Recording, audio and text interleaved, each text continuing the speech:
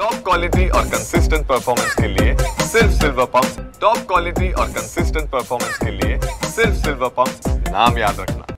भारत आणि पाकमध्ये सुरू असलेल्या युद्धाचा जो फटका आहे तो कुठे ना कुठेतरी आता आसपासच्या जिल्ह्यांना सुद्धा बसताना पाहायला मिळतोय आणि खबरदारीचा उपाय म्हणून आता प्रशासन सज्ज झालेला आहे। मी सध्या राजस्थानच्या जैसलमेरच्या आधी 111 किलोमीटर दूर पोखरण भिणियानात पोहोचलेलो आहे आणि या ठिकाणची सगळी दृश्य आपण पाहतोय। एकीकडे भारत पाकिस्तानला त्यांच्याच भाषेमध्ये चोख प्रत्युत्तर देतोय, तर दुसरीकडे खबरदारीचा उपाय म्हणून संपूर्ण गाव जे आहे ते आता बंद ठेवण्यात आलेलं आहे। ही सगळी दृश्य आपण पाहतोय भिणियानातली की कशा पद्धतीने इथे असलेली जी दुकानं आहेत ती सगळी बंद ठेवण्यात आलेली आहेत आणि नागरिकांनाही घरात राहण्याचं जे आवाहन आहे ते इथल्या स्थानिक प्रशासनाकडून करण्यात येत आहे। मेडिकल सुविधा सोडून सर्व दुकानं आज आणि पुढील आदेशापर्यंत बंद ठेवण्याचे आदेश देण्यात आलेले आहेत। सध्याची परिस्थिती लक्षात घेता सीमावर्ती बाडमेर, जैसलमेर, श्रीगंगानगर आणि बिकानेर जिल्ह्यांमध्ये संध्याकाळी ब्लॅकआउट सुद्धा जाहीर करण्यात आलेला आहे। जैसलमेरमध्ये ब्लॅकआउटचा जो कालावधी आहे तो 2 तासांनी वाढवून सकाळी 6 वाजेपर्यंत करण्यात आलेला आहे। या सीमावर्ती सर्व जिल्ह्यांमध्ये नागरिकांना घरातच राहण्याचं आवाहन सुद्धा करण्यात आलेलं आहे।